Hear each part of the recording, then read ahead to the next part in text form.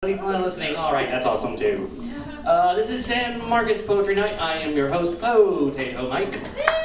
Oh, thank you. And so the rules for those of you that don't know is this is 3 rounds. It's a round robin event. You sign up with me, you come up, you read your thing, you do your thing. Everyone applauds because you're awesome and we all love you. You go sit down and at the end of that round, we have a little break. We take a little picture. And then we do it again. So yeah, that's that. Also, well, everyone here pretty much knows, but I became a dad. Yeah! And there's my baby right there.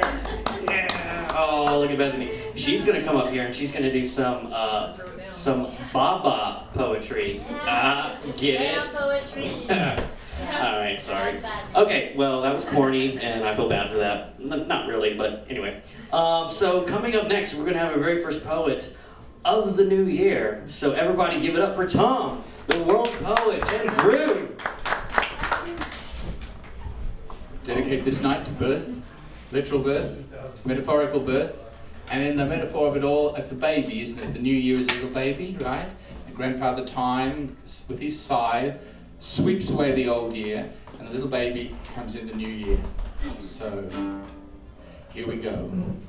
It was the first day of 2015. On the way to San Marcos, Drew says to me, that's the first time I've said that. I said, get used to it, you've got a whole year, you've got to say 2015. Some people say 2015. Well, it just doesn't run off the tongue as easy as that, does it? But we were coming down from the HEB in William Cannon all the way to pilgrimage to you today on New Year's Day. How did yours start? Did it start cold and freezing? Did it come chilly from Houston? All night party, man up and away with the astral fairy come down, landing in man's house because he wants to be with the metaphors or a play tonight. And don't we all want to play with metaphor? What else we got to play for? Now you might say that time is a game and it's no longer a straight line. It's curved and elliptical and plays surprises, like suddenly there's a different time zone when you're standing at a Capital Metro bus stop, or a different time zone when you're driving fast past the cops, or there's a different time zone when you're thinking lots, or there's splots of time, little islands of time. This is one of those. Tonight is one of those little island sanctuaries of time where we are all stranded voluntarily in this space, in this time, to welcome in the new, the first, the worst, one day. One day. And the weather, of course, conspires, but the weather is on the outside. We've got different calmness in the inside. So the birth, how did you spend your day? I went to the Black Eyed Peas celebration.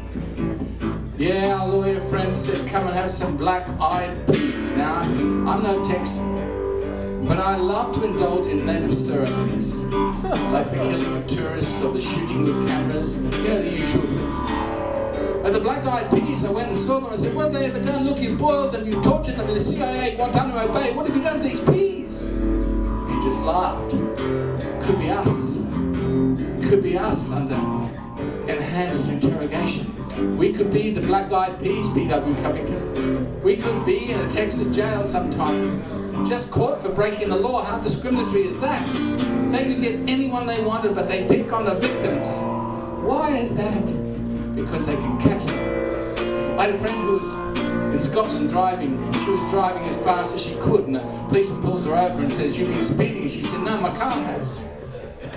And she said, well, look, all the other cars were going faster than this. And he says to her, have you ever been fishing? She said, yeah. You ever caught all the fish? It's the first day of the year we have to put the suit on. We have to put the colourful suit on. Even though the weather outside is unsuitable for children, it's cold and chilly and cramming, we're here in the warmth of each other to make this night like no other night has ever been nor will ever be again, because the Black-Eyed Peas are not Susans. No, they're each and every person in this room. You are planets spinning, dimensional consciousness, awareness. fragmentally and fractally, whatever part that fits together easily, whether it be Heisenberg or Heraclitus, our two heroes of uncertainty say, DNA, helix possibility today, birthing in the moment, in the metaphor of now, in the sailing ship to the Egypt ports. We welcome you to your own evening, Bethany, and every metaphor that you're dreaming in 2015.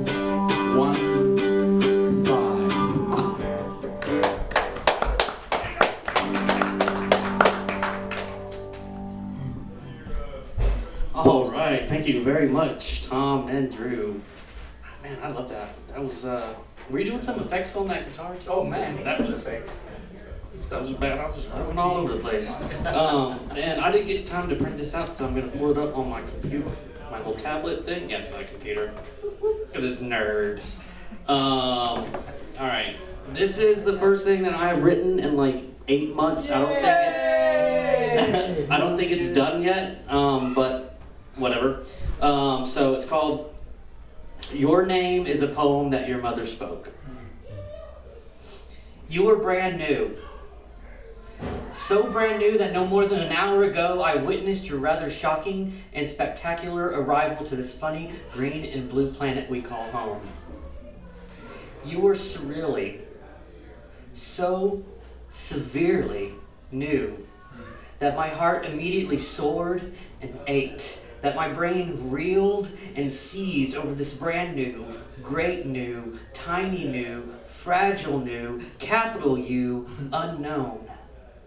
For at no other point in my life had it been made more clear that I have no idea what I am doing. At that point, my confusion was a pit.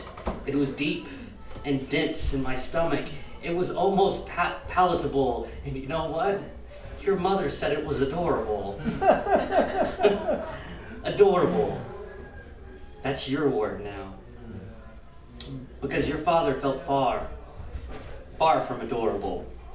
He felt slightly disconnected, a bit out of body, like he was observing himself in the third person, like he was watching one of the biggest and best chapters of his life written into being before his very eyes.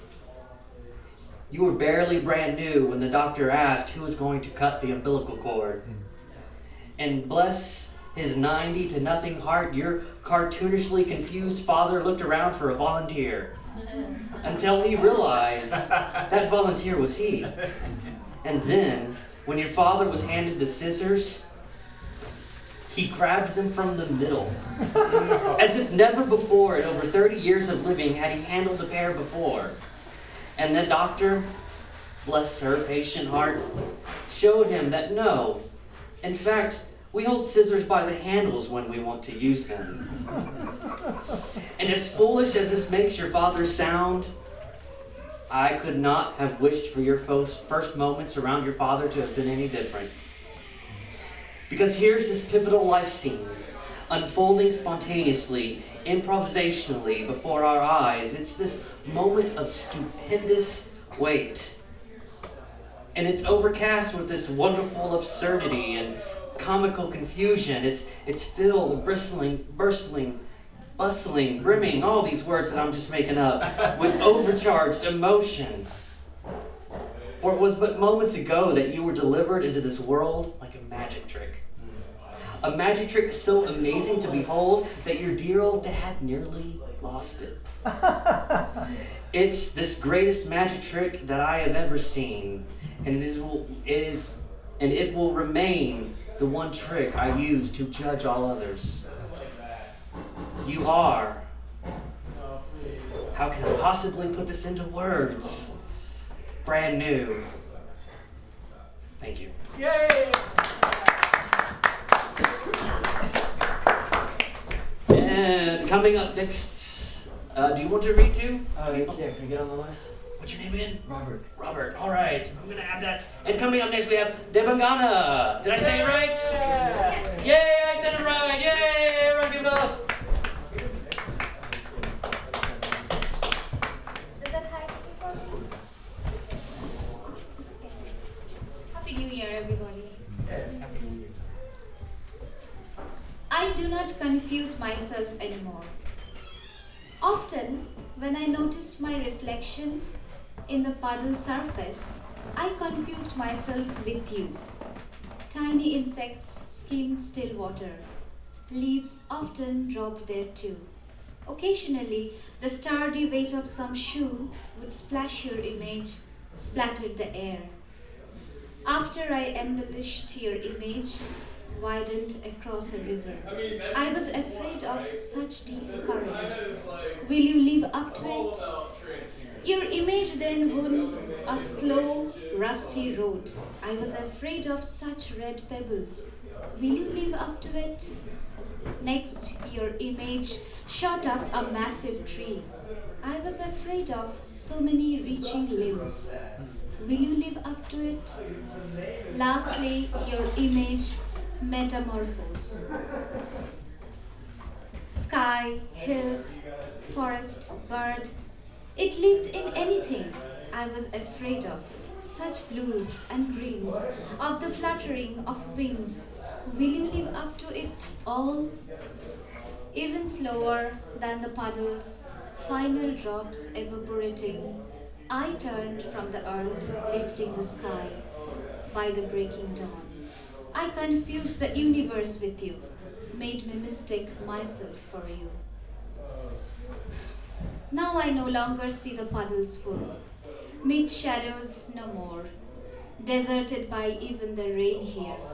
I gathered everything now, small pebbles, bird feathers, dark cloud, green leaves, even bubbles from water. Whatever I was afraid you will not live up to, all on a fresh piece of wood. Facing it, I brush my hair, a blue flower kajol my eyes. I have never seen such a crystalline image. I do not confuse myself anymore. Punoshjo, let me repeat. In my woodcut background, your shadow sporadically appears. So I wipe my dear mirror with drops and dust. I do not confuse myself anymore.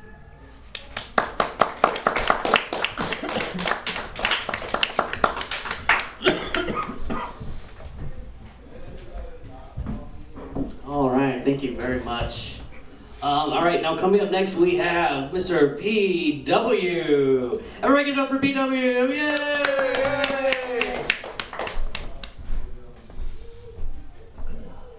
On his tour of Texas. Nothing changes on New Year's Day, Tom. Nothing? Onwards. 2004.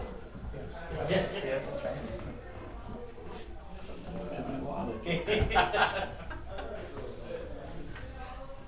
So holidays are over. Up for Thank us. God, one more time. Every year it happens.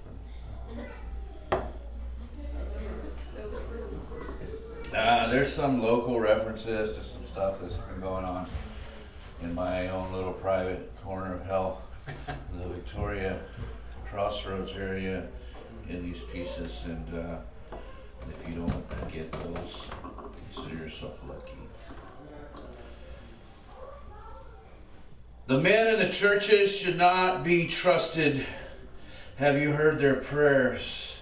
The soldiers and sailors should not be thanked for their service. Do you know what they're doing? The police of the city should not be obeyed. Have you heard what they are trained to do to us?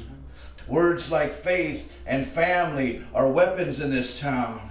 Greed and hate and fear abound. Guns and God over an overdose of fear. Country music, jingle bell, plastic time of year. Hope is here. It wears black.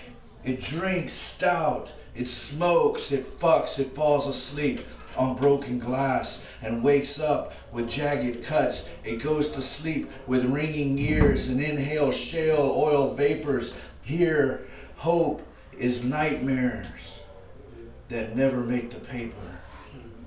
Don't trust the men in churches. They're better off. Don't trust the men in churches. You're better off with whores. Jesus Christ himself taught us this before. And before you think a soldier learned exactly what they did they ask, rape, captured fighters, or rescue injured kids? It's not even getting better, not around here. So fuck your holy holidays, and fuck your Christmas cheer, and fuck your red, your white, your blue, and fuck your dollar too, and fuck the fact that fuck's the only fucking word that's true. Stuff your fetid, fatted face while others starve and weep. Obey, obey, obey the wolves you pay to patrol your streets. The red is blood, and green is wealth, and virgins don't give birth, and the miracles are underground for any good they're worth. They bury us deep beneath hate and fear and war, and pray will go away, but their God is decaying, speaking true no more. Seeds will sprout someday. The status quo, the devil you know, a cliche mind makes cliched rhymes at Christmas time. Ho fucking ho, I got my hands up. My hands are up. Don't shoot, Mr. Sheriff. Mustache, don't give me reasons to loot, cause I'll tear it down to the Eagle Ford gas. I'll tear it down to O'Connor Cash, and I'll light a bowl and catch some soul and burn your jail like lumps of coal. I got my hands up. I got my head down. I got checked up before I hit town. But let's stop and let's speak for real, because rhyming on a stage has never cut a deal, and pacifism pleases a tyrant. I have stood boldly and blown smoke into the cannons of hate, and spoken loudly against families and faith, family, church, deny research, cry when it hurts, scream when they tell you to, shut up and pray their way on their holy days, like a rat in a maze, a turn of phrase, a puff of smoke, anarchist toke, absinthe and night vision, SWAT raids and stool pigeons. They make it tough to give a damn about any other man, but fuck the police and do what you can. And when that day comes and it's me there in Glass Street, feeling the heat, browbeat, assy, it'll be you on a stage shouting fuck in the air at Christmas time like a poet's last prayer. Just as the echo of violence becomes a poem, then the strongest of passions just become numb. I got my hands up. I got my hands up. Don't shoot, Mr. Sheriff. Mustache. I got my hands up. Don't shoot.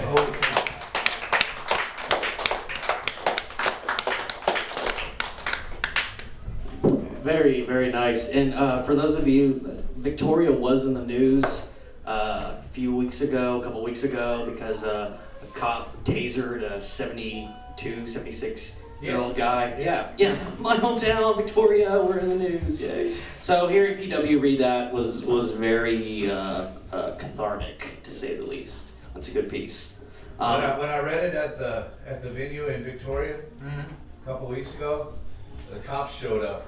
Oh. It's that kind of town. Yeah. Ever seen Footloose?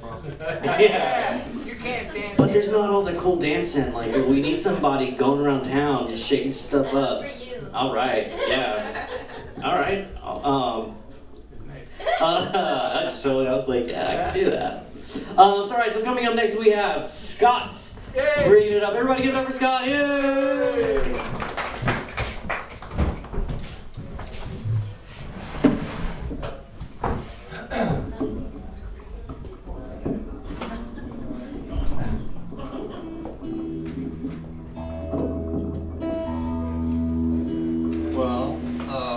We're sort of all over the board tonight, so I'll do what I can to honor.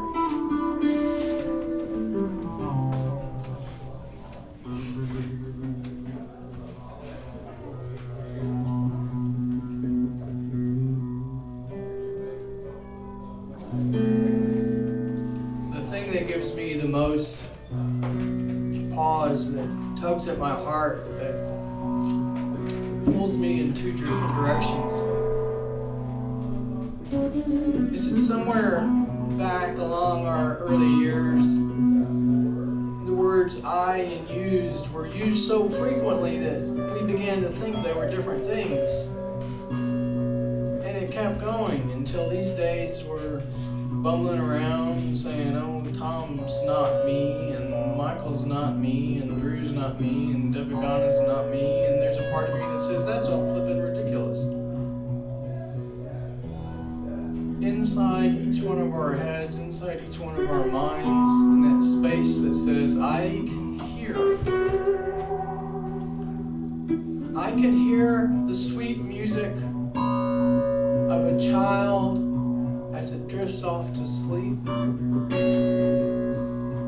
I can wander in places where the leaves rustle and they say the most miraculous things. I can lay on a couch and know that my guinea pigs are talking to one another when they burble that song they do. And I remember it. I remember it. I remember it like I remember that right now I'm waking up. I'm waking up to the idea that everything I see is just a picture placement. It's just a graffiti artist gone mad and gone wild. And yet, who the heck am I to try to deny that it is in fact the most beautiful thing I've ever seen in my whole stinking life?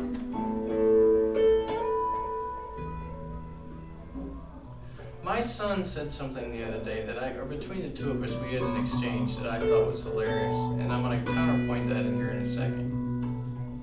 I said, Ian, he's 13. I said, Ian, I had a horrible, horrible day. I felt like all day I was in hell. And he said, well, they throw great parties. Yeah. Who are we to deny that there are these people that are just amazing around us all the time? Inside every single one of us is that same person that as a kid used to stuff dirt in their mouth.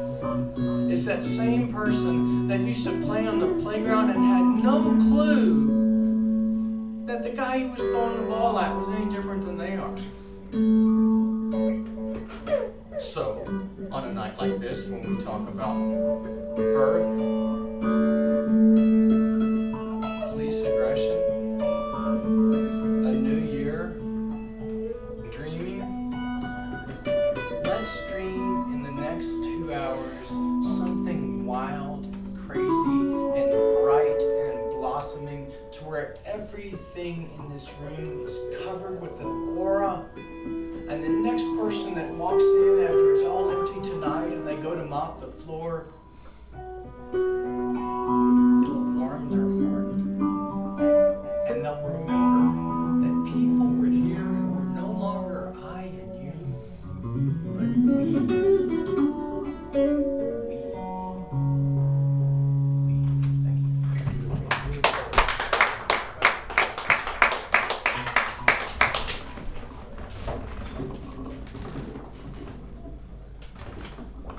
Awesome, thank you, as always. All right, coming in next, we have a dude that hasn't been here in a while, and I'm really happy. Sorry. Oh, wait, wow, I was screwing with y'all, and now. Yeah, that's what, yeah, I'm sorry. All right, oh, there goes, we're back on. Hey, everybody. All right, yeah. I'm your host, Potato Mike. Anyway, coming up next, we have Daniel. Everybody give it up for Daniel. Yeah.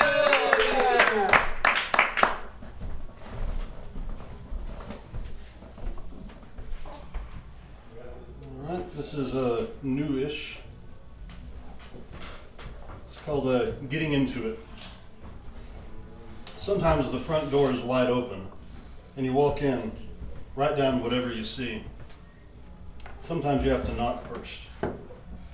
Sometimes you have to kick that door in.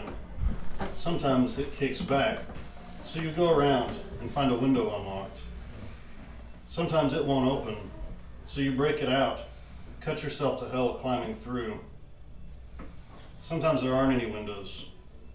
You don't even know what's going on inside, but you can hear something moving around like it might be dying or coming to life. So you sharpen an axe, dragging the bit across the concrete until it smiles back at you. Then you cut a ragged door for yourself through the siding and the drywall. And if that won't work, you leave and come back later on the back of something angry, something with a hammering engine and a lowered blade, and push the whole goddamn splintering thing into the yard and stand on the bare slab and sing. Beautiful.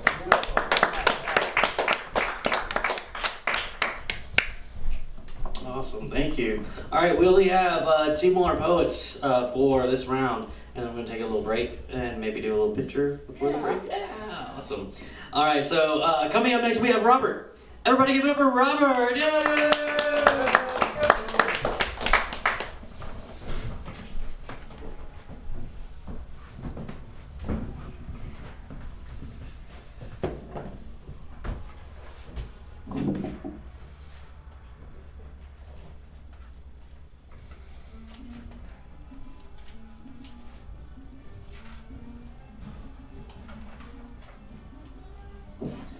Wings tattered past ages, glory, culture and gender, the Anavan.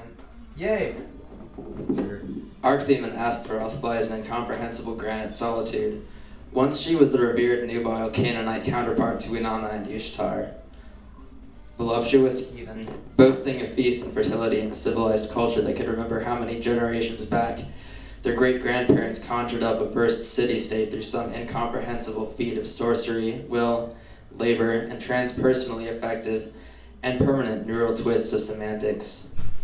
If you feel inclined to define magic or as being anything which is fictitious or misleadingly explained, consider that some being in human form like you and I might have single-handedly invented the concept of a functional civilization or city-state, having never seen of or heard such a thing, encoded this notion in a communicable language available to him or her, and initiated the propagation of a self-encapsulated, sufficiently consistent logico-linguistic construct, and that the fertile crescent city-states may have directly come into existence solely because a man-sorcerer out of semi-civilized tribal nowhere crafted word spells to inflict upon the minds of others, which then added new code to the actual virtually describable in and of itself meta-human collective overmind and becoming. They say the god Enki did this. The god Enki. Consider that a human may well have actually done what I said, and it was so epic that people ended up remembering him as a god or exalted being of some sort. Our modern, postmodern culture is still sick with symptoms of monotheosis. When most people think of a god, they just stick an ah in front of old Tetragrammaton Yahweh himself and dress him up as some different puppet in the same Sunday school play. By the way, those Canaanites had a nice, psychologically healthy little pantheon. You know, what's weird is that the majority of religious people in the world, being Christians, Muslims, and Jews, are all technically actually part of derivatives of a weird, morbid, misogynistic cult from that land. Yahweh was actually originally the Canaanite god El. I don't know why Abraham, or it wasn't Abraham, correct me, sorry if I'm wrong, had to choose the nasty, pissed off desert god out of all of them to decide that it was the one true god out of all the others, but no wonder he got kicked out for being such an asshole.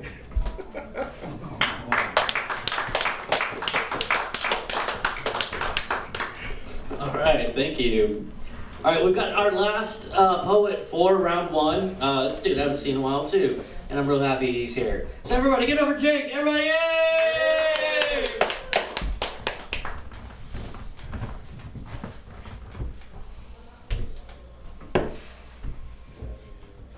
Alright, this one's called Coworker.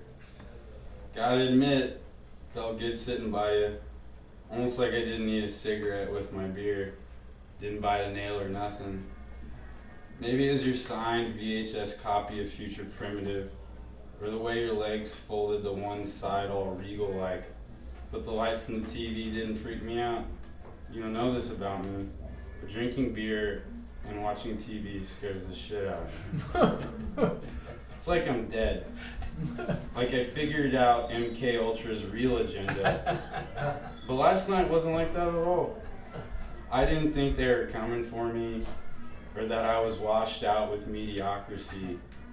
I just knew I wanted to go skate and that you'd totally be down to hit the park.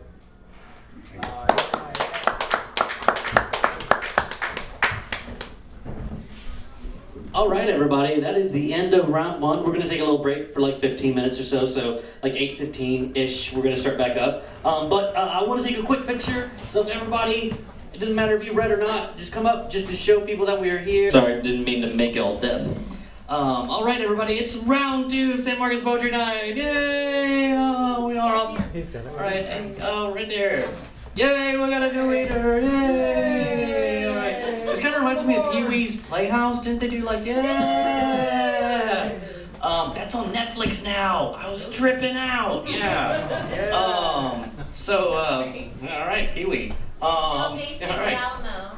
What? There's no basement in the Alamo. There's no basement in the Alamo. And, yeah, all right, moving on. All right, it's round 2, everybody, and we've got our first poet. Everybody give it up for Thom and Drew, yay! It was the first night of January 2015. Are you with me? Just checking. And 3 of us climbed into his car and went and got oil for the car, otherwise we'd have exploded on the way here. We pondered the economic possibilities of going to an auto parts place, but I said and Drew said, and he heard, no. If we are to go on this brave journey towards San Marcos and wake the dead, then we must go first to the HEB, where the cheapest oil is to be found, like the cheapest gas in Texas, $1.99 per gallon. And it threw my mind back to another time when all of us had gone for the sacred and significant journey towards the new year. I, like you perhaps, enjoyed the idea of Times Square. So I went there, just to see the little ball drop. But that night there'd been a knife in Queens, so they blocked off the blocks so we couldn't get past the cops. And I didn't see much in the cold, wet distance. Prior to that, I'd been to the Sydney Opera House, where Australia, 16 hours ahead of America, only in time, explodes with fireworks, and Midnight Oil were playing with the saints and the angels really loudly on the steps of the Opera House. So I pondered the meditation on time there, because it was broken glass and vomit strewn on the Opera House steps. Every path leads somewhere, and if you want to get lost, you can choose your path there. The best passing into a new year was at a down-to-earth festival, which is like your rainbow festivals, where they had the Bacchanalian Dionysian dancing around the fire of night, and up on the hilltop, a small circle with Brazilian singing bowls tuned their way into a new year in a circle. Ever since then I've been against straight lines, squares and rectangles, been all for spirals, curves, seashells, oracles and the unknown. There is a world they sell us which has been pre-used. Old ideas and concepts like the various names for God that abuse us. What if you were your own mythology? What if you were weaving that flying carpet right here, right now? What if this journey we made from Austin to San Marcos had significance? Not necessarily spiritual, but definitely for the oil level inside his car. It has significance. People always think that paradise you have to die to get into. Well, P.W. Covington's had 90 minutes of sleep in the local motel. So that's like dying, isn't it? And as he's supporting the wall down the back of the reading, we know he's come here because he wants to share what is important in the journey. It's not going back. We've all been back. Retrospectives and reruns, greatest hits of 2014 will not amaze us for the future for sure. We are leaning into the new. And the past resurrects. Someone asked the Dalai Lama, why is there so much war in the world? And the Dalai Lama said, well, war is a conscious force. And it knows that it has no place in the future. So it's trying really, really, really hard to survive. is trying to engage everyone in conflict, to split their DNA, to make them fight with each other, to have their thoughts and their actions and feelings, emotions of past and future all at odds with each other. So that people get confused and they lose their energy and they can't respond at all. They go numb, not even comfortably numb. And they reissue Pink Floyd LPs and go back to the past riffs, thinking they'll be safe if they dig up the dead poets and recite the parrot of the past. But I'm sorry Rimbaud, I'm sorry Baudelaire, I'm sorry Robert Frost, you had your chance. And now it's down to the poets of San Marcos, those on their journey. You've started. This is the first day, the first step, the first verse, the first poem. And even now you've engaged other voices that come to be heard. And the listening, of course, is the first prayer. And the second prayer is respect. And that's why we came to you, to listen with respect.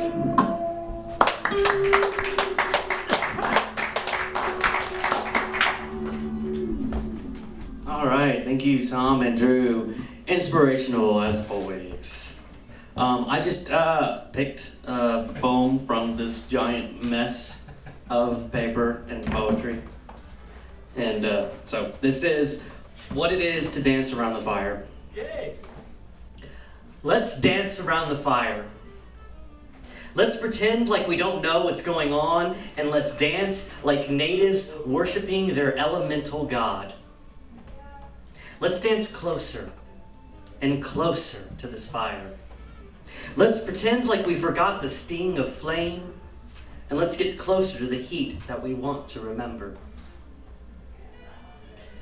You dance like you're afraid, like somewhere, someone is watching, judging, like your every liberated move is an act of blasphemy. Instead, dance like you are emboldened. Like right now, right here, you're here, much more than merely being. And like the only eyes that matter are these that frame you dancing simply because you're happy to be right here, no less than wondrously living. This fire, this moment, is frozen in time and melting in space. Before we can barely blink, ashes will replace embers. Our imitation memories will replace our tangible joy. So for right now, and for the only now that matters, let's do our best not to blink as much. And let's dance. Let's dance like the world around us is crumbling down. Because it is. And that the only thing that can save us is our passion that burns brighter and brighter the closer and closer we dance around that fire. Thank you. Oh, y'all are so beautiful. Thank you very much. All right, coming up next we have Debangana. Everybody give it up for Debangana! Hey!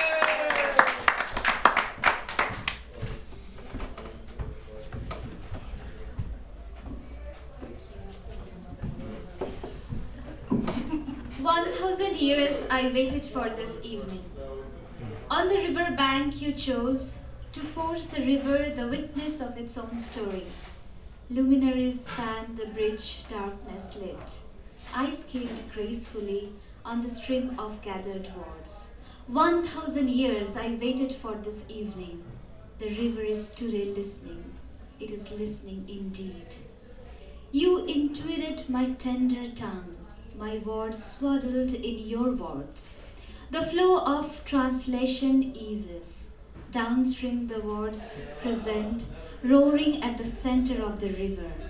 You recognized my waves, and so even the stretching river shivered. When my bundle of words grazed the other bank, the clouds caressed the sky so gently that the drops lowered down the beyond. How simply you said, luckily the sky has cried so we don't have to. How skies saturated today, away from the ground it hovered. The sky cried precisely how it should have. Still the poems became blurry, Tears beyond the translation, tears beyond the length of the river. 1,000 years I waited for this evening. The river has seen today. It has seen indeed. But you didn't realize that on this day, the sky will be weighted again and the end of the tears. And again the river will resume, channeling my words in your words. You will certainly choose the river bank again on that day. The river will have evening to witness its own story.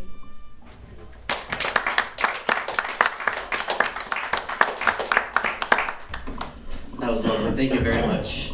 All right, coming up next we have Mr. PW. Everybody give her PW. Yeah.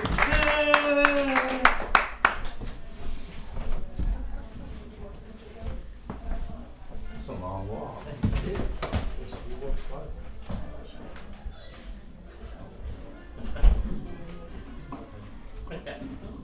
PW's everybody's friend. It's true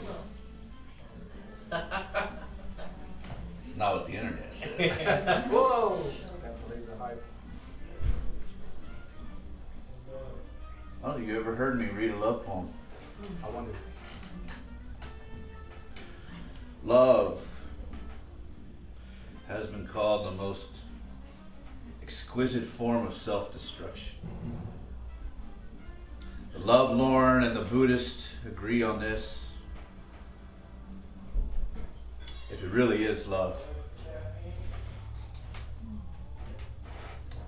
The last week of the year, Christmas is gone, and I can't make excuses anymore.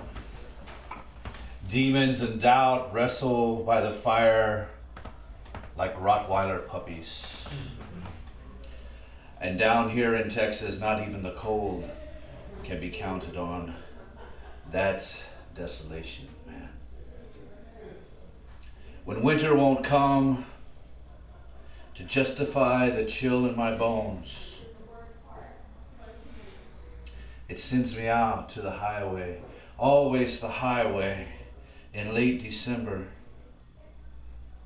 with the lovelorn and the Buddhists. Thank you.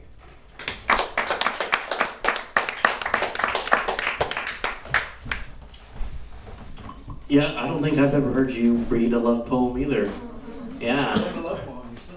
Yeah. Oh, no, I still, love more than, it's all right. All right, coming up next we have, mine is blanking. Who do we have? Moving up, we have Scott. Everybody give it up for Scott. Yeah, Scott!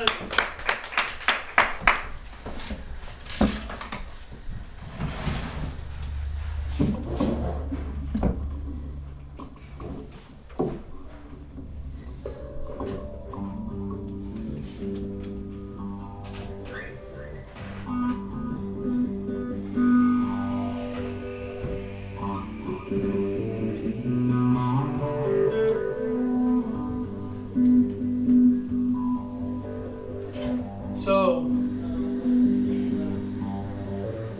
I give you permission to lose your mind for 3 or 4 minutes. And mind you, that's me telling y'all, telling me it's okay to wander in that space that nothing really makes sense.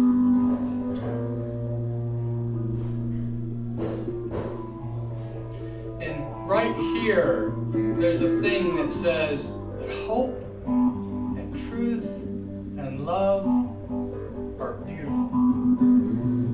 And right here, there's a thing that says, you don't really make any sense to yourself sometimes. Sometimes you like to curl up on the couch and think that nihilism is the way to go. I mean, I see something. I see a big thing that is coming unraveled, and it reminds me of a spool of thread, and it wanders off in outer space like a big tunnel, and everywhere it goes out from beyond it, further out, it gets bigger and bigger and includes more and more. Earth, Pluto, Jupiter, Saturn, Harlem.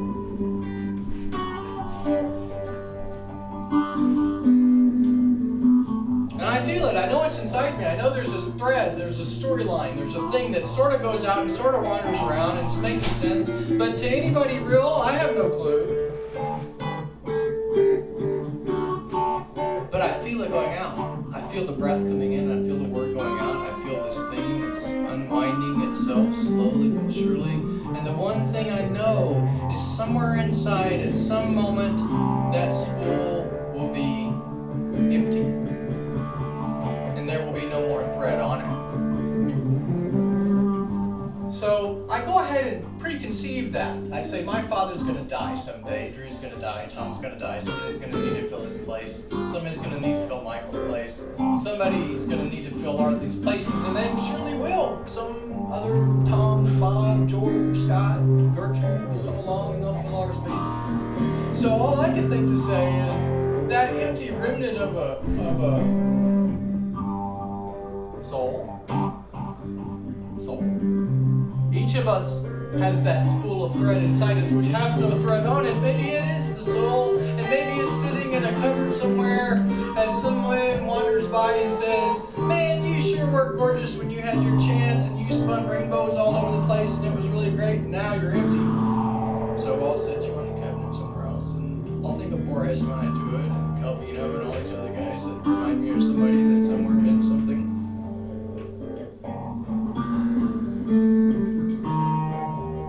Between my threadness and your here-ness, there is something so beautiful to me, it's staggering. I can't even open my eyes to see it, but I feel it. I feel fingers, I feel eyes, I feel somebody else's hands, and I know that we're in it all together, and it's a joy. Bethany, dreaming in her land of Shangri-La, perhaps nursing, perhaps her father's hand on her brow. And I wish for my kids that they could be free like her, like it, like that thing which wanders musically into nothingness. Because I'm really just losing my mind, you know. Makes sense though, to let your mind wander to give yourself permission. And I told Drew what this means when I bow. This is the one-handed bow of the Zen koan that says, what does the sound of one hand clapping sound like?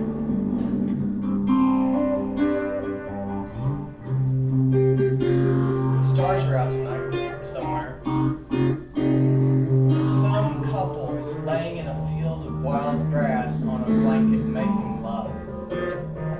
This many people, you can rest assured somebody's doing it.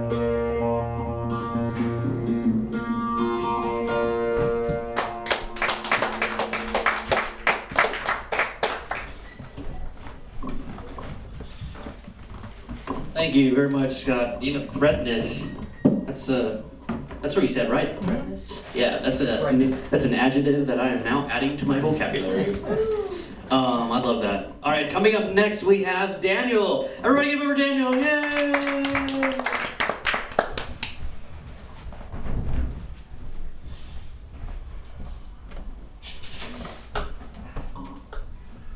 So this is a little bit older. Having Bethany here tonight made me sentimental about my own kids. So this is something I wrote whenever my oldest son was, after we saw his ultrasound. So this is for my son after the ultrasound. Something comes closer now. Little fish, we've hooked you. We gasp over the warping map of your tiny, white-hot bones. You phosphoresce. The trail of your spine flexing in the black wash like a line of lit portals as the ship crawls past. All the water in the world bears you upon it, son, lighter than your own darting, fetal thoughts, than the fingertipped stars, than the gaping face of the astonished moon watching itself watching you. What else could I call you?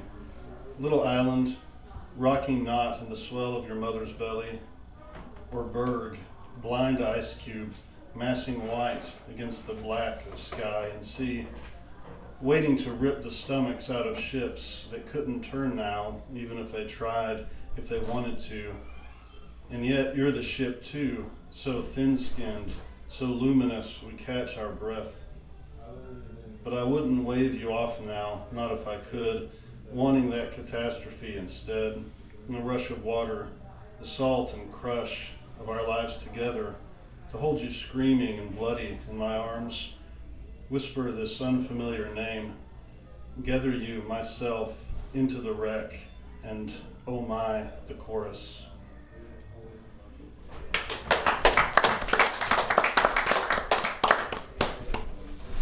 All right, thank you.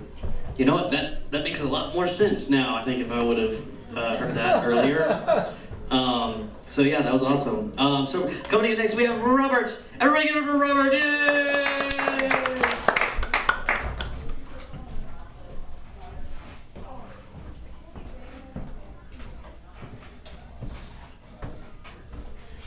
Quick question, are there 3 rounds or 2?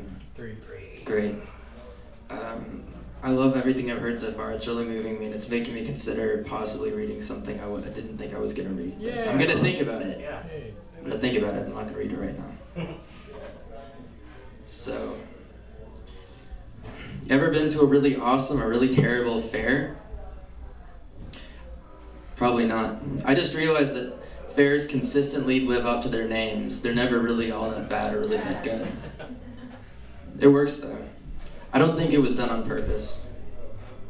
But it's funny because I realized the only time perfectly fair is a sinister thing is when you're in a serious relationship. Like when everything is sincerely, enjoyably, comfortably fair is and good and all that stuff, not even in stagnant ways, you're getting cheated on. That's when you're getting cheated on. At least this has always been my life experience. That's when I've always gotten cheated on so badly for the most senseless, random, and honestly hurtful reasons. Especially when I couldn't even fathom why. Yeah. And I couldn't even process it when I actually found out.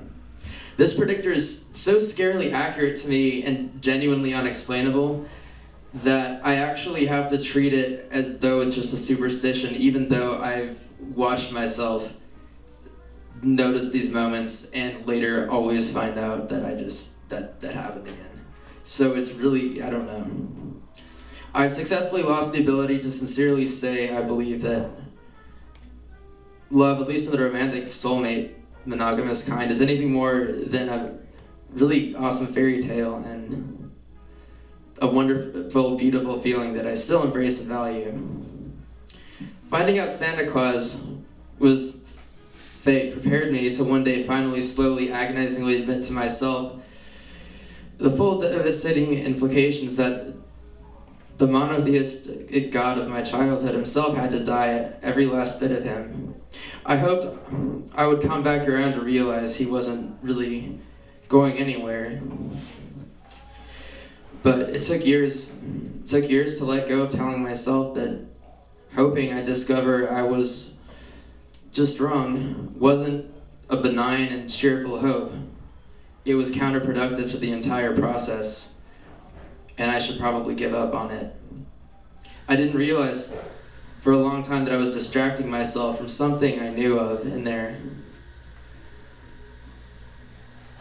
But I didn't find out what the real thing I was distracting myself from was until I gave up all hope one way or the other, or even contemplating the question of whether my conception of God existed at all.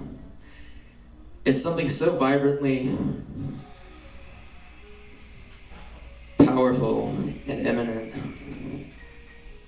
It's kind of, there's a word we have for it in English, and thinking about it, it's kind of like a reverse Voldemort. It's a thing we all say it all the time, but we usually don't think about what we're actually talking about very hard itself, because it's easier to just gloss over that stuff. It's hard to think about. But I remember soon after I'd finally given up this whole journey when I was 17. I believe, yeah.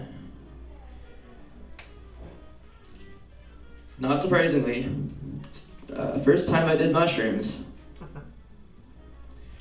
I realized that I'd never thought about what existence was and how big of a deal it was. I know the first time I did mushrooms, I never forgot the lesson I suddenly learned then, which is I existed, existence was all around me, and it was real serious. Because I might have problems in my life, but I suddenly kind of had this gut feeling that death and failure weren't actually escapes from them. That I had no reason to believe that I wouldn't continue to live on eternally. That's scary. That means I can't escape from myself. But it's beautiful too, because it means that we're something real.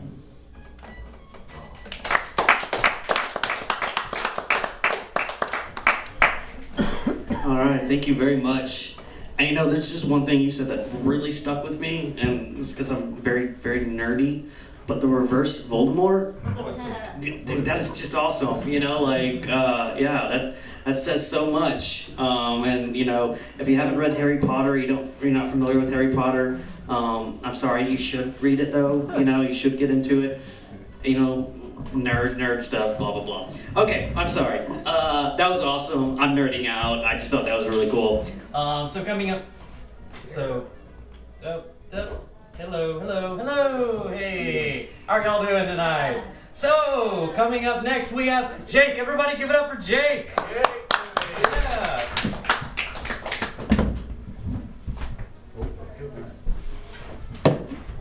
Hello. Technician. I can. Alright. There you go. You got it. This one's called Minneapolis. Hotels are gonna charge you $4 for a bottle of lukewarm water. That's bullshit. Yeah. Grab your ice bucket, fill her up, and put it, lid off, under a lamp all night. In the morning, you got yourself a whole bucket of the clear stuff. I'm no Aristotle, but this is just a smart move. Don't let them pull a fast one on you. And steal their soap too, just for the hell of it. Yeah.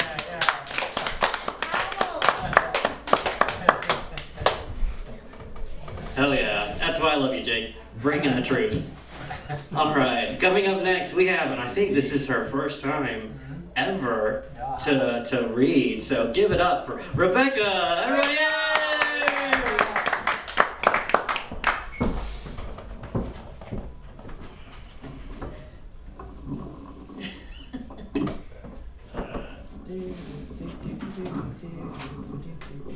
This isn't my stuff, so if you hate it, then you hate my grandfather. Oh, yeah, I want to hate you. Yeah. There's a lot of little ones. The Curse of the Working Class. The first one is called A Day Late and $1 Short. Motel somewhere down in Texas, Tuesday probably. Black fog leaks in, crouches in corner of ceiling, waits there, dares me to make a move. Gut lightning dumps me on the floor. Scrabbling from bed to dresser for bottle that isn't there. Outside, dove monotones, your fault. Home again, Wednesday probably. Clocks all stop at 10. Refrigerator apologizes before it dies. Cockroach, rattle in wastebasket, crescendos. Fades without echo. House settles with sigh. Ice crystals fall from ceiling. Somewhere dove monotones, your fault. I'm going to read a couple of little ones, okay? The next one is called The Four Seasons of My Garden. Can y'all hear me okay? I don't like hearing my voice amplified. It freaks me out. It's so weird. The Four Seasons of My Garden. The first leaves droop from branches, dirty green, last year's nettle. Forsythia, yellow, faded, petals fall into unforgiving ground. Dead leaves turn blood red in light from dusty sunset. Ground cracks, heaves, flows like lava, settles back in waves of vapor. Last leaf falls from twisted branches. In fading light, ground becomes gray. Sun, moon, stars disappear. Only dark remains, encircling darkness. White silence shrouds earth in frozen fog. Crenulated air. Fields, trees, voiceless words rest in troubled peace. Last one. A new beginning. Sun stabbing eyes, wake too soon, lying in carpet in own puke. Phone ringing, pull down off desk, hope it goes away. Lurch into bathroom, find bottle of old rot gut, 2 inches in bottom. Slug it down, comes back up. Cheap throwing up whiskey, fine drinking whiskey, Jack Daniels. Ice tray holds cubes, pound hell out of them. Triple shot on rocks, drink, shutter, stays down, eyes focus. Time to start over.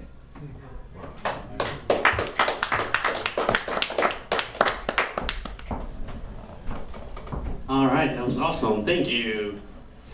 And coming up, it is the last poet for round 2. Then we're going to take a little break for round 3. And I just want to thank all of y'all for coming out tonight. Y'all are awesome. Thanks for braving the weather and spending your first with us. This is awesome. So without further ado, give it up for Nick, everybody. Yay!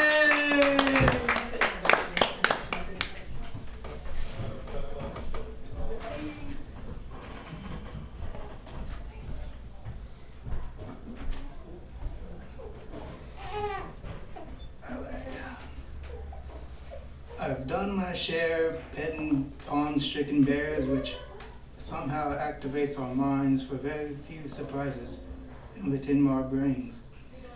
When will the quest be in a few years? Maybe clogged up in people's ears? Hunting down ocean piers? It's best to be bathed other than some greasome decreases. I hope hold the man shade and delete those with all full of hate.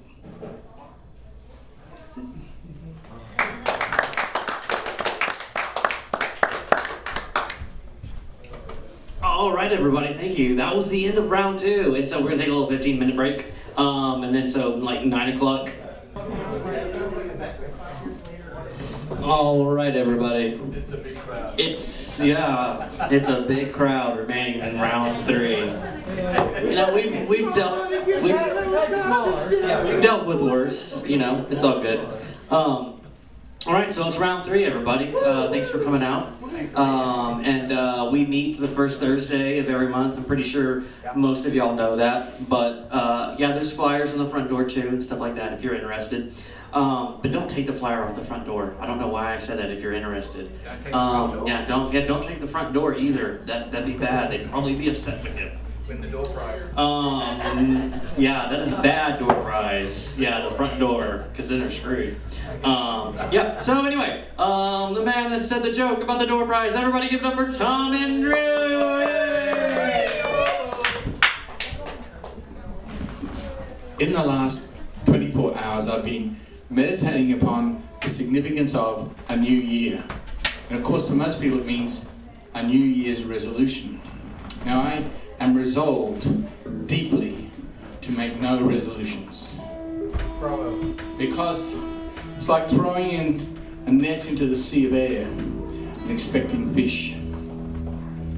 It's like thinking that things can be resolved by the turning of the calendar time, when in actual fact there are unresolved issues like race and migration and police violence and murder and rape, which are inside our lives. We don't want them there, but they're projected by media monopoly and every other cliche that projects itself, calling itself Fox News.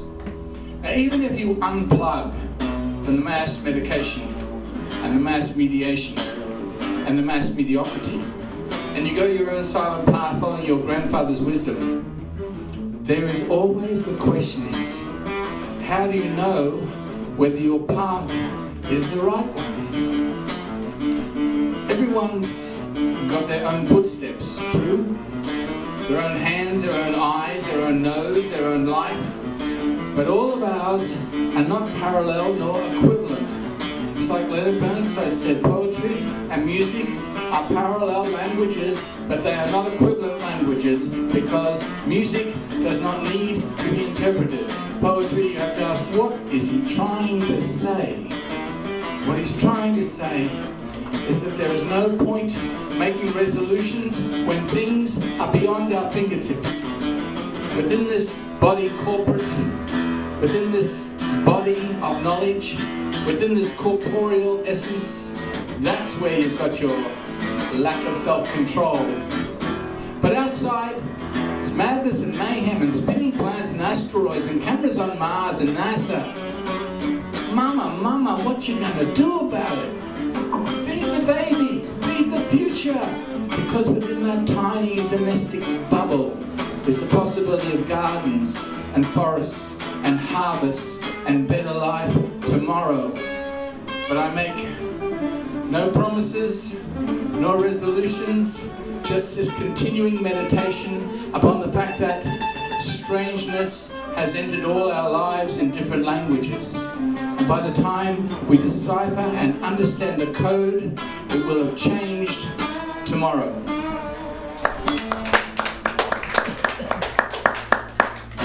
True.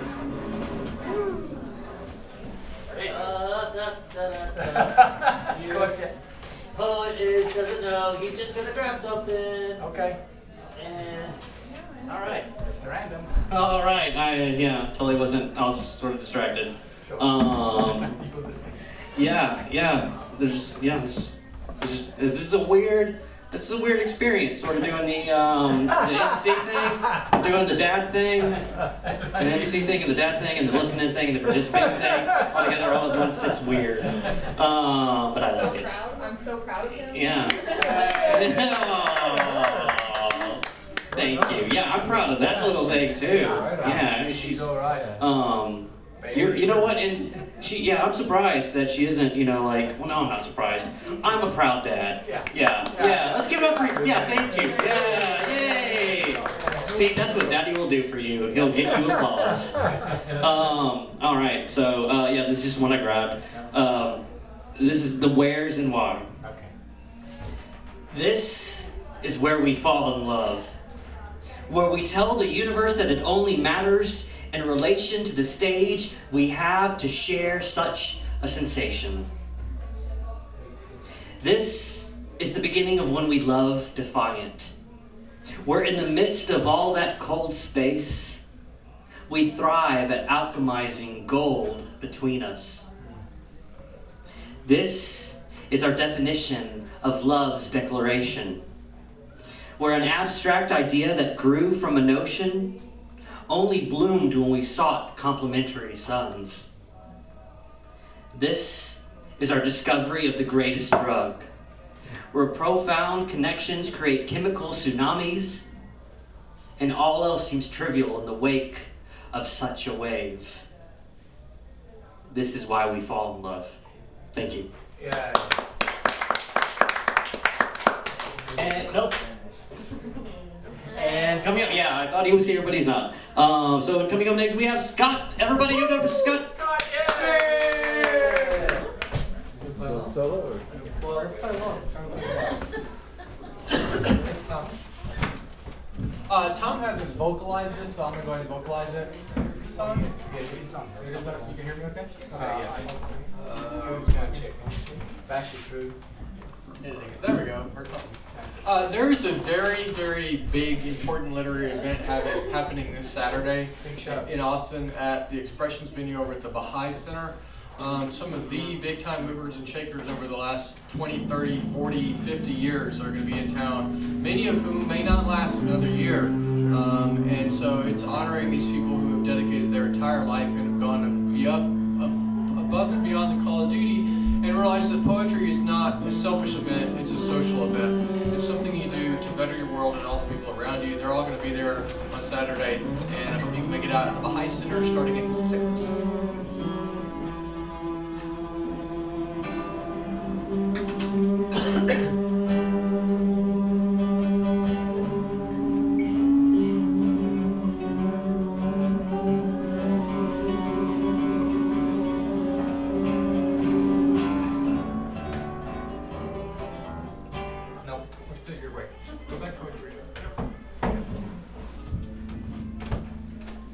You have to, if I don't hit a rhythm very, very quickly, it's sort of useless. So, I think we're coming off on this thing. Okay. Bob, there we go. Man, he's got the touch. Yeah, he does. That's pretty cool. Can you do that to my brain? I walk in my bedroom in the morning and go, boom, it's something we got. Okay, let's see. I like what Debangana said, so I'm going to sort of spin on that. I think it's really great. The idea that we've waited 1,000 years to be in this moment together. And the one that has haunted me since my very earliest days, and walking into the backyard of Rowena's backyard, and looking up at her when I was 5 years old and saying, "I love you." And her saying back, "Well, I love you in God's way," and me spending the next 40 years going, "What the hell does that mean?" But I know since I was 5 that not only did I want children and to make the world art, but to tell everybody I ever see that I love them. So whether it was my Miss Ante when I was 4, laying on my cot and she was kissing me nap time, and I said, "I love you." So I tell you, I love you. I love you all. I love you. Santa Claus means that to me, man. Christmas comes around and all I want to do is make presents for people. I want to make stuff. I want to say, take this thing, this little weird little, whatever it is, this thing that is my life, this life force, this life energy, and go, "Here, have it. Cut it into pieces of pie or pizza or a baklava and eat it." I want to be Michael Valentine Smith someday and get blown away by shotguns and then turn into soup. I think that's the way to go. We were all joking that if we can't make you happy in this event, we're going to kill you. So, it's either this or that, And so, I think the idea is to get yourself out there and take that thing, that spinal cord thing, and whip it around and fling it all over the place and say, "I'm alive. I am alive. And all I want to do is walk around and love everybody." And I don't mean, there's different that every once in a while there's that other thing, but I want to love everybody. So what does that mean? What's it mean to love everybody? Man, y'all have spent the whole day here, the whole night here listening. So maybe it's that really quiet space in your mind that says, "Wow, the sounds we share together are everybody's." And it's a beautiful thing. It's music, it's poetry, it's a passion that says the world is more than just me. God damn it. The world is everybody, and we're all in it together, and we should share and walk around holding hands and dance over the planet until it trembles under our feet and says, "Thank you." I'm still going. I've done this. I walked away from a mic at Recycle Reads, and I said, "No, I'm still blessing you." I said, "Hang on a second. We're just getting warmed up." No, I'm teasing. It's not warmed up. We're coming to the end here. I can feel it. So it's pedaling. It's pedaling on a path. You don't know the path, and the path is always wandering around underneath you. Pretty soon you realize, man, I don't got feet in the first place. All I'm doing is spinning my wheels. But the wheel is the Dharma, whether you call it the Dharma or the Sangha or the Buddha, whatever. And I wanted to correct Joe Bundry so bad. I saw a post on Facebook. He said, "Man, you see the Buddha, kill him. Wrong. Hit him in the head with a stick. God damn it. Hit him in the head with a stick. Don't knock the guy unconscious, because we're pacifists, for God's sake. We're poets. I believe in cherishing and loving and honoring people and the world, and this mic, this thing in front of you that listens to sound is yours." Peace.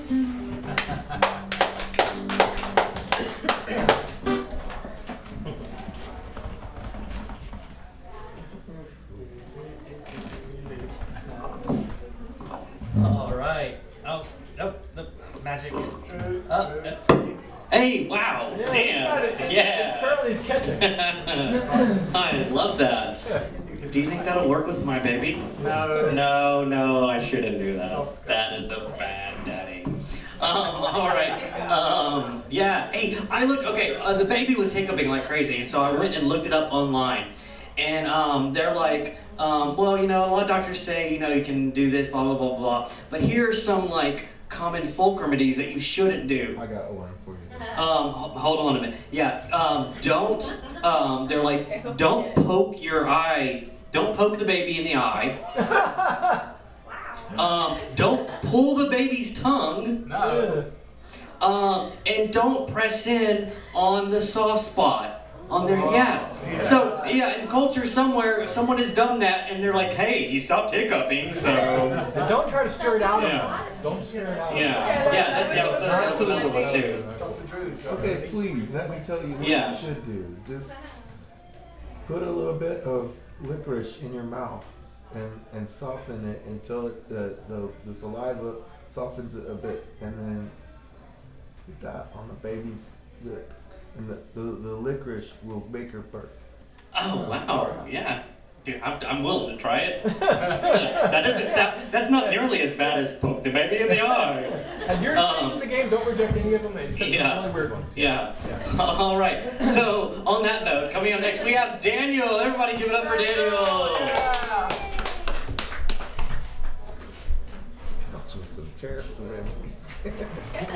Maybe it's sauce. Yeah, I swear. Yeah, I've never heard that. Yeah. All right. I think I read this one last year at the January reading. It's called January. All night snow falls in clumps like wet confetti. He wakes up late, lies in bed for half an hour watching his breath. The elves are in Costa Rica blowing their Christmas bonus. They charm the local women with their chipmunk voices, sit on stacked phone books, call for cerveza. Silence fills his house like a strange light that comes from no window, no tended fire, while blown snow leans on the walls. If he wants, he's drunk by 11 o'clock in the morning, or still asleep, or out in the frozen workshop nailing together the dresser he gave his wife. She knits. In the early afternoon, they make quivering, corpulent love and beach themselves on each other in light repose. He feeds the reindeer, whispers their names as he rubs down their coats. Sometimes he hitches them to his sleigh, and they run for miles, hooves hammering the hard January ground, while the sleigh runners slice across the crust of the snow. But mostly he goes for walks alone, boots crunching, rifle slung across his back. The wild call of birds skims thinly frozen lakes, while the wind erases his name, and the fresh snow glistens like an empty list. Wow. Is this Santa Claus? Are you talking about Santa Claus? Yeah. Santa Claus? Yeah. Fabulous. Yeah, that really paints a different picture of it too. I like that. You should kind of continue that and do, yeah, exactly. Play out his whole, continue on. All right, coming up next we have Robert. Everybody give it up for Robert, yay! Read it, Robert, read it.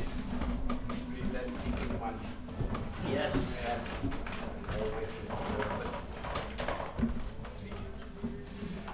Well, somebody said I had permission to go crazy. Yeah. And I don't think I'm gonna quite take it up here, but partly it's just that I can't read all this perfectly well, and I think it would do me some good to type it up and at least read it next time.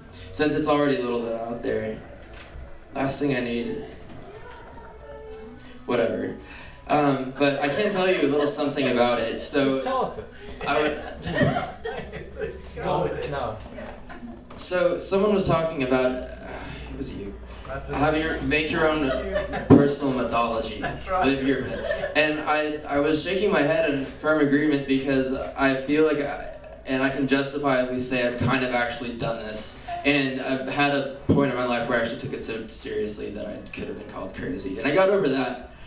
But I do sort of have a sort of metaphorical or mythological sort of way in which I feel my place on Earth is, and whether or not it's true really has little to do with the fact that it's kind of describes something about myself that I just have failed to find any better words for. And it's really a weird and uncanny thing. I believe in the idea of reincarnation, but not as something provable or as a scientific fact, really, because I feel like, although it's entirely possible, I don't even want to get into like what we'd have to do to prove it, so I'm not really interested in that. It's really more about the fact that to assume it practically in my day-to-day life, I find it's something that my brain just organically wants to do. It's something where why I'm here and all this stuff just sort of makes sense. I don't have to think about it. And it just sort of, I live the most sort of, how do you say, I don't know, helps me live better, like life better this way. So a little something about this, which I really need to get together a little better because it's very intensely personal, and this was not written just to y'all. But I feel like I relate very, very strongly, and I can't tell you how. This is the weird thing. This is why I have to talk about it in terms of this, but I feel very strong connection to the mythology from Egypt between Horus the Younger and Set. Their names were Horu and Setesh. I kind of messed it up because I have a very different take on what happened than was really written about in any of the sources. And it's a take which I have actually tried to see if anyone's written stuff about it on the internet. No one really has, but lo and behold, I've had this weird tendency to run into people with similar interests in Egyptian mythology, and I'll be damned if they didn't all tell me the same story I came up with myself. I mean, it's actually really creepy, and it helped me to go crazy for a while. But I had to just kind of like blow it off as a really weird coincidence that's really funny and interesting to think about sometimes. But I have the rest of Jet to talk about Peratu Khematu and how Abi and Abu have never reset in the Fruyach and all that stuff. So I'm just gonna leave you with something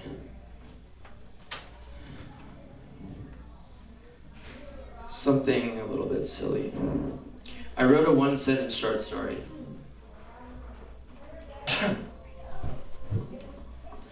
This is it. He failed to realize that it was a completely different species. Oh. You dropped your stories. Yes. Yeah. You dropped some stuff? And hey, next time type it up and present it at the next one. Yeah, man. Be good. All right, thanks everybody. Give it up for Robert. Yay! And I have no idea who's coming up next. Who's coming up next? Who's coming up? It's Rebecca. Yay! Give it up for Rebecca, everybody.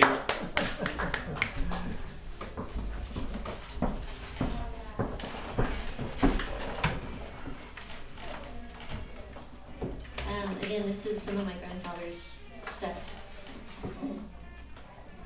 So they made it sort of the end of the drought. The rains came last week and washed the sky clean. The creek down in the pasture is running again, tentatively, as if trying to remember. I smell the sweet, rainy air and tip my cap to the new moon. In the east, thunderheads retreat, catching the last sunlight. The ground is new green, and mayflowers break their long sleep. Above the biggest cottonwood tree, two kingbirds zigzag, connecting the dots from insect to insect. In the quiet before cricket time, I hear the step of a cottontail. He nose wobbles through the grass, then freezes. A dark owl traces a silent arc. Crickets sing a verse, and frogs join the jubilee chorus. I wish that life would give us more of these magical moments.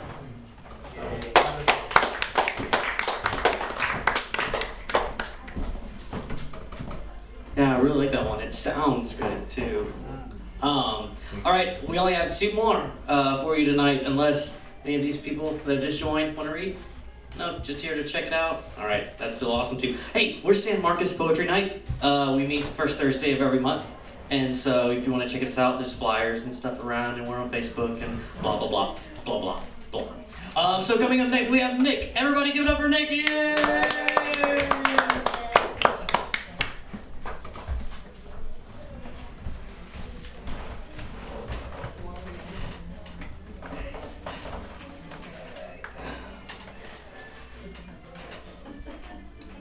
This is really short. Alright, here it goes.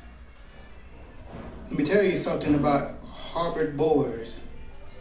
It speaks German in the western morning, yawns at the laughter inside the midnight ocean.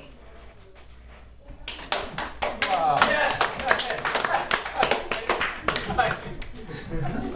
All right, thank you. Gotcha. That's something I did not know.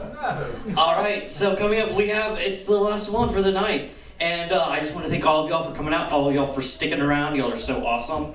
This is San Marcos Poetry Night. We're on Facebook. We're on Facebook. And so, yeah, there you go. But this is the last one for the evening. I hope you all have a safe night and safe journeys and et cetera, et cetera. Oh, yes, thank you, Tom. And if any of you can stay around and help us sort of put up the chairs and sort of get things the way that they were before so that, you know, it's like, oh, poets were never here. They didn't, you know, mess everything up. Yeah, that would be really cool. So, without further ado, give it up for Mark, everybody. Give it up for Mark. Yay!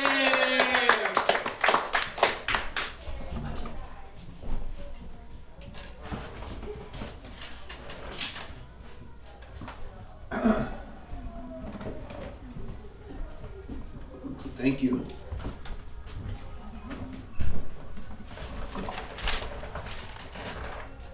I'd like to read something from Shakespeare.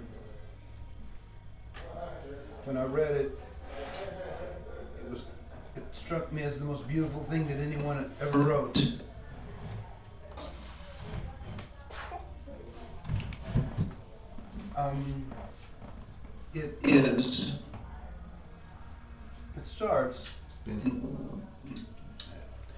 It starts with three fellows in the shrubs hiding, and one is longing for a woman.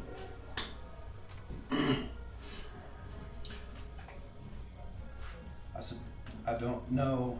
I don't know if everyone's heard this before, but it is beautiful. So the three fellows are like this. Come, he hath hid himself among these trees to be consorted with the humorous night. Blind is his love, and best befits the dark. If love be blind, love cannot hit the mark. Now will he sit under a medlar tree with his mistress with that kind of fruit, as maids call medlars when they laugh alone. O Romeo, that you were, oh, that you were. Romeo, good night. I'll to my truckle bed. This field bed is too cold for me to sleep. Come, shall we go? Go, then, for 'tis in vain to seek him here that means not to be found.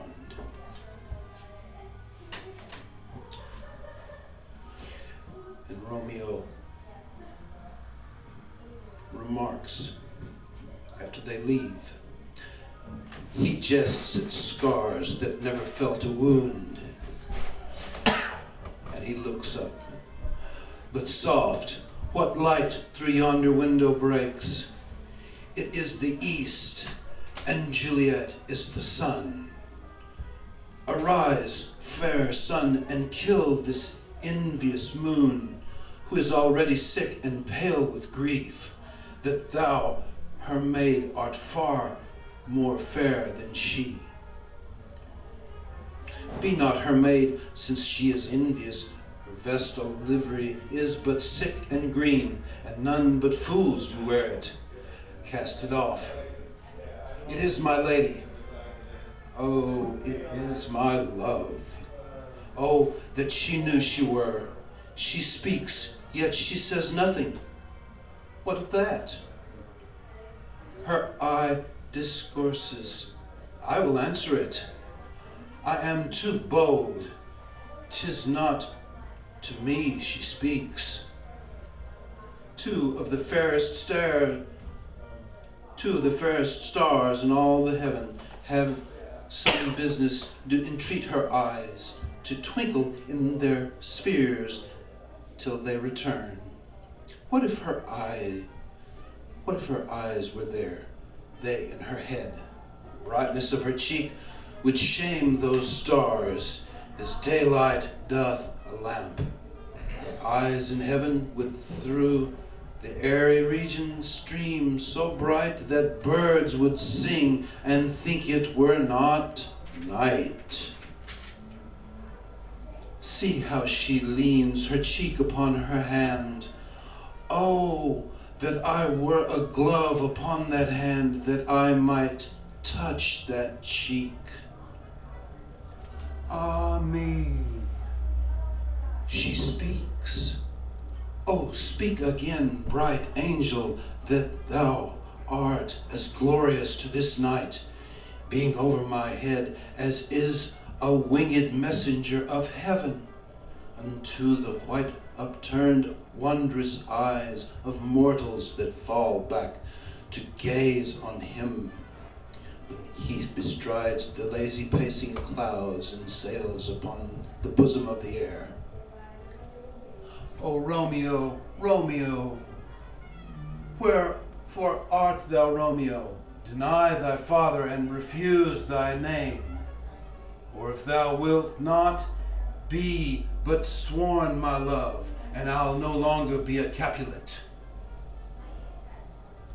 Shall I hear more, or shall I speak at this?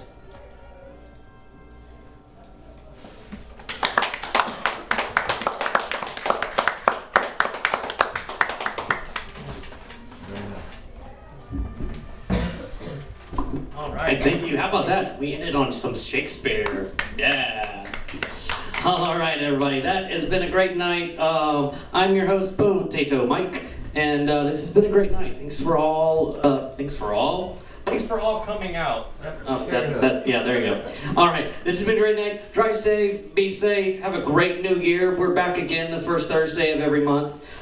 I should know what the next one is, but there's some flyers out there, so it's the first Thursday of February. Y'all been great. If you can stick around and help us put some of this stuff up, that'd be awesome.